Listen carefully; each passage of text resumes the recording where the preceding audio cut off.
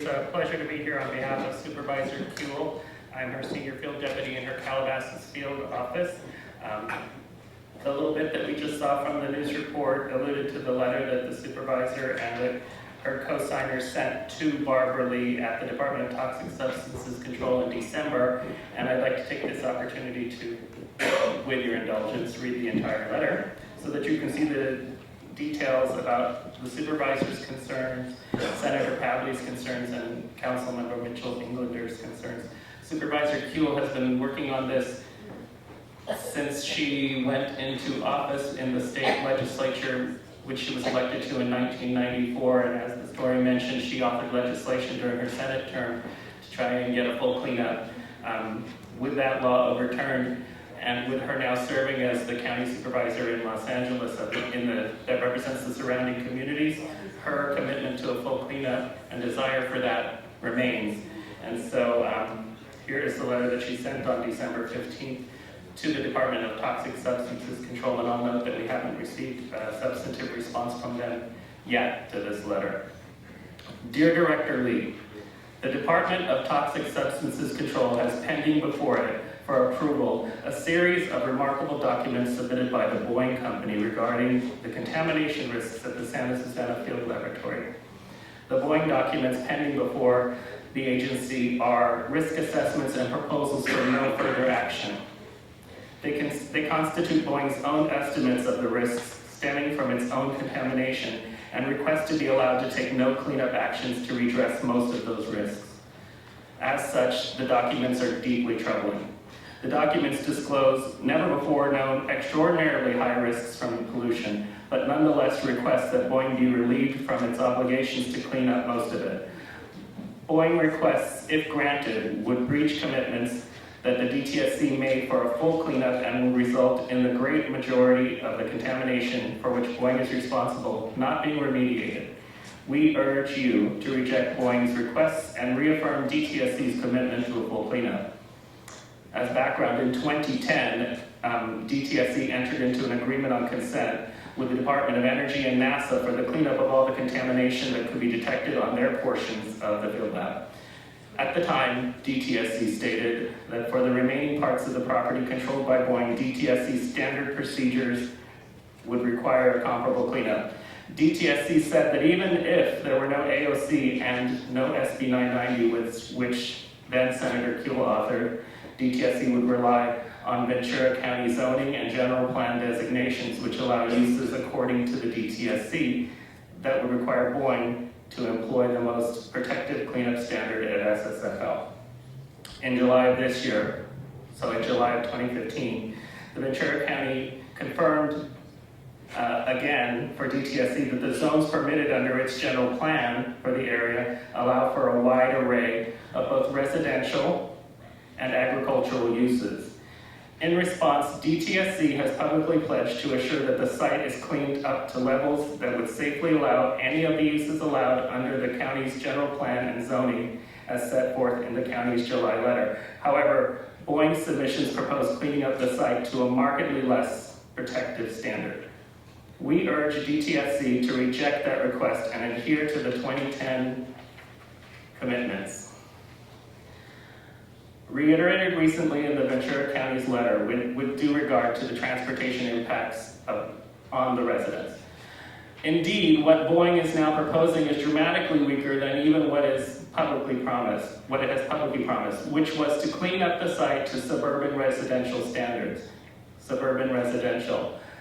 Boeing earlier said that it would clean the site up so that it would be safe for people to live on site, grow a backyard garden, drink water from wells.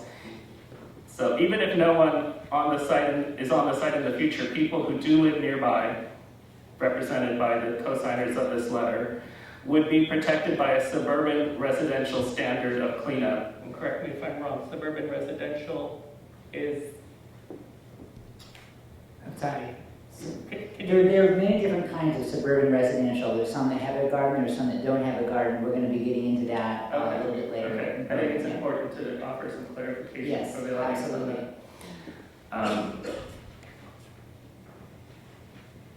The documents being submitted by Boeing propose allowing concentrations of toxic materials in soil very much higher than Boeing's own figures for protecting suburban residents.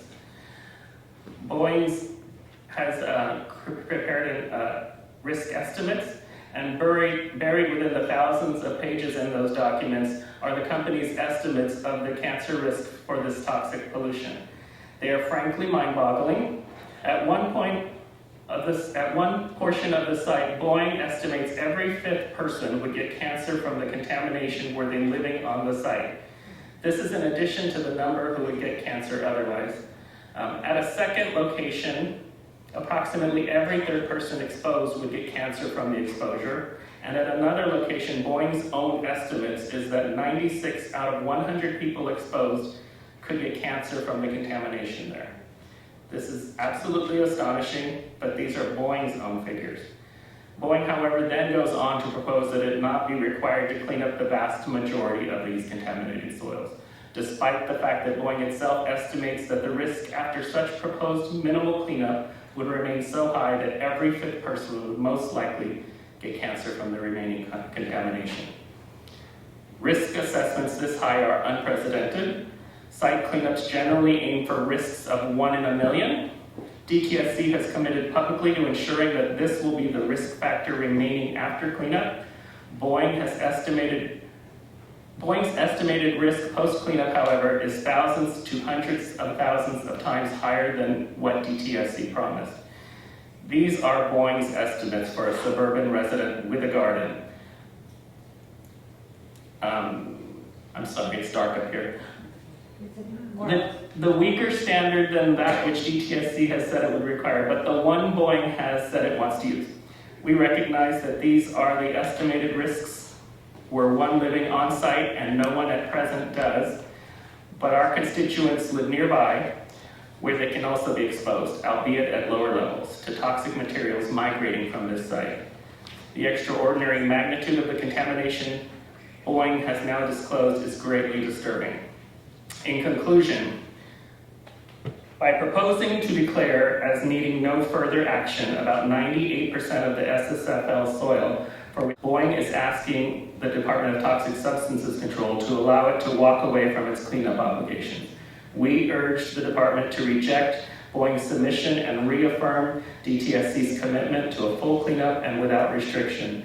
This is essential for protecting our constituents who live in the communities.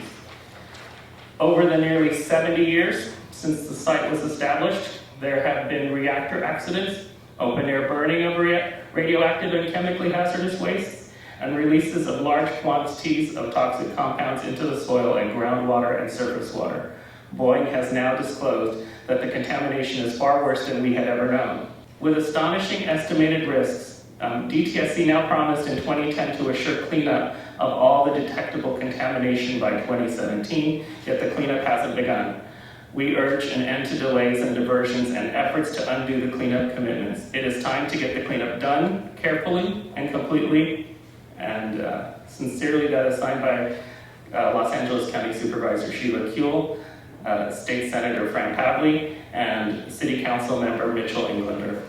Thank you.